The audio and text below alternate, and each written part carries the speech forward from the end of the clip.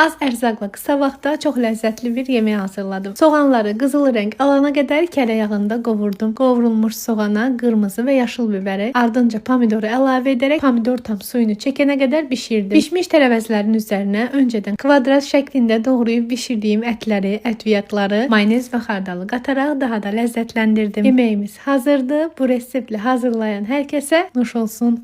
Bu paylaşımımı uşaqlarımız çox sevəcək. Bugün püre üzəri sosiskalı podlivka elədim. Uşaqlar o qədər bəyəndi ki, istədim sizinlə də bölüşəm. İlk olaraq soğan çevirəm, üzərinə biber əlavə edib yaxşıca öldürürəm. Ardınca pomidor, sosiska və qapağı bağlayıram. Ondan sonra isə hazırladığım pürenin üzərinə qoyaraq servis edirəm. Hazırlayan hər kəsə indidən nuş olsun. Əgər siz də mənim kimi balıq qızartmağı və balıq yeməyi çox sevirsinizsə, mütləq bu sosu bir dəfə də olsa hazırlayın. Aşağıda nələrdən istifadə etmişəm mütləq qeyd edəcəm. Onu deyim ki, bu üsulla balıqlar daha xırçıltılı və ləzzətli, evin qoxusu isə az olur. Hazırlayan hər kəsə indidən nuş olsun. Əgər ki, postu bəyənsəz, bəyənib və yazıb paylaşmağı unutmayın. Unutmayın ki, hər kəsin qabağına çıxsın və hamı bol balıq hazırlayaraq ömür alsın. Anamdan öyrəndiyim bu üsul dadlı kotlet bişirməmin ən başlıca sirridir. İstədim ki, sirr olaraq qalmasın, bunu sizinlə də bölüşüm. Kotletləri bişirmədən öncə mütləq pörtlətin. Pörtləyən kotletlərin içərisi yumuşaq, sulu, üstü isə çox xırçıltılı olur. Əminəm sizlərin də xoşuna gələcək. Bəs sizlər necə qızartırsınız, yoxsa pörtlətib sonra qızartırsınız? Bu üsulla da mütləq sınayın.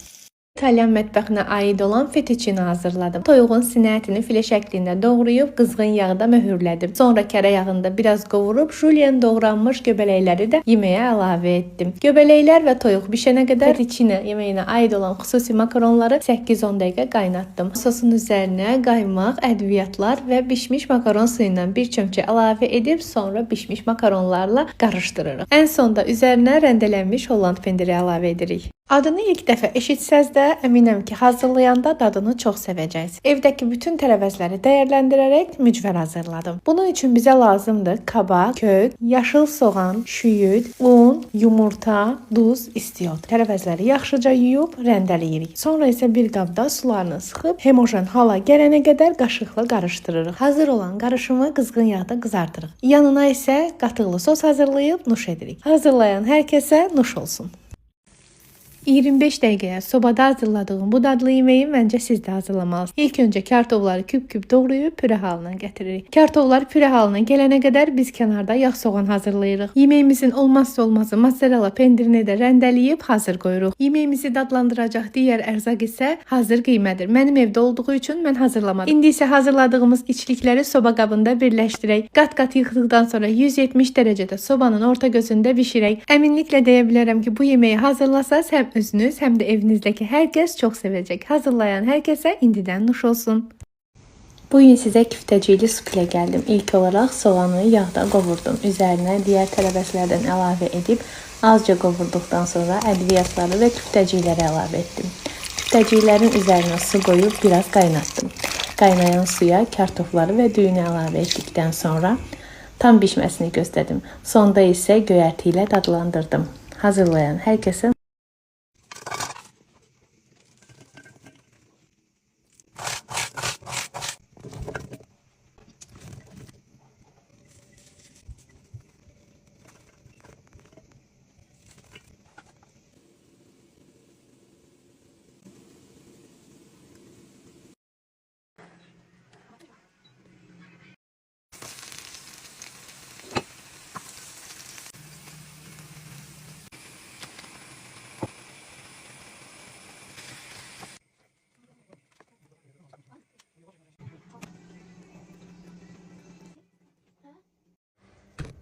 Bugün elə möhtəşəm bir tarif verim ki, sizə dadı damağınızda iz buraxsın. Bugün poğaça yapaq. Həm də bayatlamayan bir poğaçadır bu.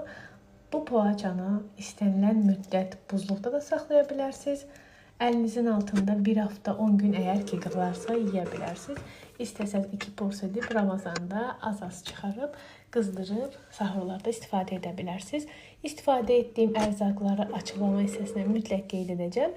Sizdən xahişim bəyənməyi, rəy yazmağı unutmayın. Unutmayın ki, hər kəs bu postu görsün. Yaxın əyləşin, sizə elə gözəl bir turşu resepti verim ki, bu turşu həm çox ləzzətli, həm çox asandır, həm də əmin olun ki, bu turşudan sonra artıq sizin ən favori turşunuz bu olacaq. Hazırlaması çox asandır. İlk olaraq onu deyim ki, mən kələmdən, gül kələmindən, kökdən və biberdən istifadə etdim. Bizdə nə yeyilirsə mən onlardan istifadə etməyə daha çox üstünlük verdim. Üzərinə sarımsaq və acı biber də əlavə elədim. Bütün inqrediyentləri aşağı hissədə mütləq qeyd edəcəm. Sizdən xahişim bəyənməyi, rəy yazmağı və çox sevsəz yaddaşa salıb dostlarınızla bölüşməyi unutmayın ki, turşunu hər kəs görsün. Gecikmiş olsa da ötən gün rayonda çəkdiyim videonu səsləndirib sizinlə paylaşmaq istəyirəm. Hər birliyi səhər yeməyini hazırladıq və keyfinə yeməyimizi yedik. Təbii ki, ocaq başında yenə geznəniz idi. Çox gözəl pomidor yumurta hazırlamışdı, biber közləmişdi, badımcan közləmişdi. Mən yemişi doğramışdım, xiyarı doğramışdım, zeytunu qabına qoymuşdum. Sonra qalan çörəyimizi qızartdıq və beləcə nuş etdik. Mərcan çaylarımızı süzdü, payladı. Getmədən onu da işlətdim. Pomidor yumurtamızı yedik, sonra getdik gəzməyə. Keyifli bir gündən istədim ki, yadigar qalsın burada. Uşaqlıqda anamın zorla yedirdiyi supu indi sevərək hazırlayıram. İlk olaraq soğanı qızılı rəng alana qədər qovururam. Sonra isə xırda şəkildə doğradığım kökü, kartofu yağda qovurduqdan sonra ədviyyatlarını, tomat pastasını vurub suyunu əlavə edib qapağı bağlayıram. Lobyanı, alça turşusunu və öncədən didilmiş toyuq ətlərini əlavə edib daha da zənginləşdirirəm. Makaronlar üzərinə də keşniş yuyub dadına doyum olmur. Hazırlayan hər kəsə xoş olsun. Nə qədər biberin mövsümüdür, bu salatı siz də hazırlayın. Hazırladığım salat Meksikaya aid bir salatdır. Amma ləzzəti o qədər dadlıdır ki, elə sizin doğma salatınıza çevriləcək. İlk öncə ətli kapya biberini alıb yaxşıca yuyun. Sonra isə közləyin. Közlənmiş biberi soyduqdan sonra tumlarını çıxartaraq doğrayın. Salatımıza ləzzət verən biberi doğradıqdan sonra keçək digər ərzaqlara. Şor xiyar, lobya, qarxıdalı duz, istiyot, zeytun yağı, limonunu da qatıb salatımızı tamamlayırıq. Hazır olan rəngli ləzzətli salatımı daha da rəngli hala gətirmək üçün mən çeşidi bol olan, içində dənəcikləri olan pop şirələrindən istifadə etdim. Sizə də həm bu salatı hazırlamağı, həm də bu ləzzətli meyvə şirələrindən istifadə etməyi tövsiyə edirəm. Hazırlayan hər kəsə nuş olsun.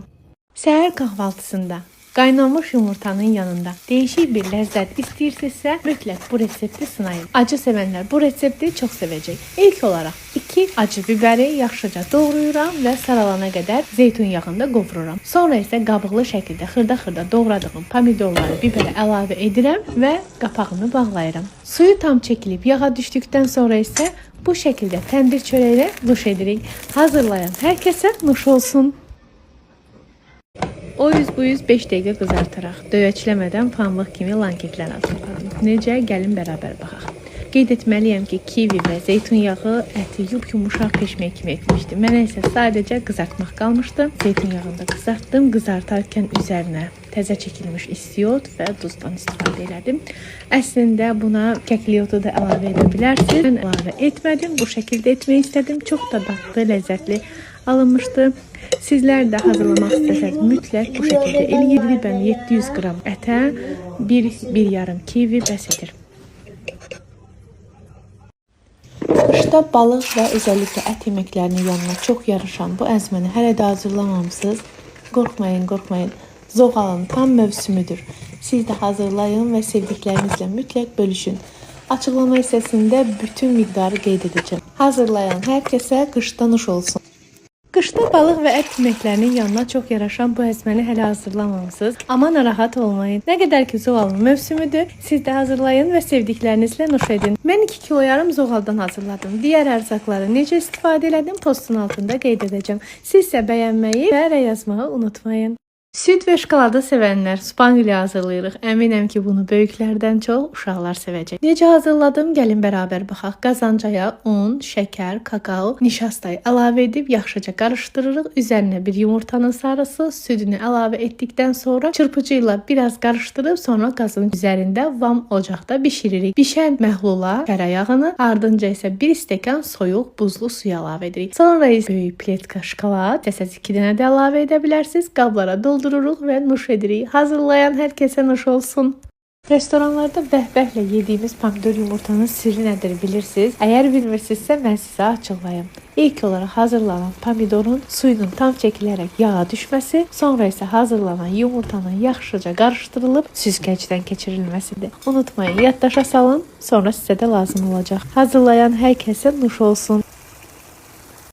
Soyuq dəymənin dərmanı olan soyuq mürəbbədən mən də hazırladım. İlk dəfə hazırlamağıma baxmayaraq çox ləzzətli alınınca sizinlə də bölüşmək istədim. Onu qeyd edeyim ki, açıqlamada bütün detalları qeyd edəcəm. Siz oranı mütləq diqqətlicə oxuyun. Aldığım malinaları sirkəli və sodalı suda saxladım, sonra bol su ilə yudum. Sonra isə 3 gün şəkərdə gözlətdim, miqdarı aşağıda. Bankalara yığaraq soyuducuda saxladım. Hazırlayanlara nuş olsun.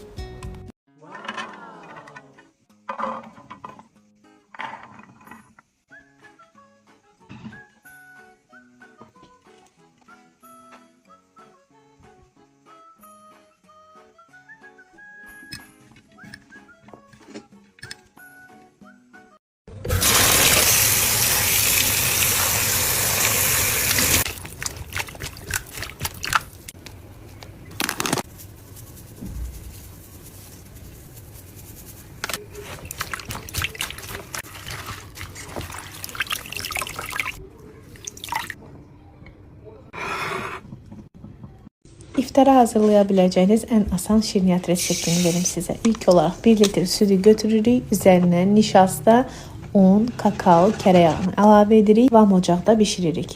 Hazırladığımız qarışımın içərisinə 1 paket şokolad əlavə edib əriyənə qədər qarışdırırıq. Sonra sıra ilə 1 peçeniyə, bir də hazırladığımız qarışımdan əlavə edib yatımızı hazırlayırıq və 2 saat soyuducuda saxladıqdan sonra servis edirik. Hazırlayan hər kəsə indidən nuş olsun.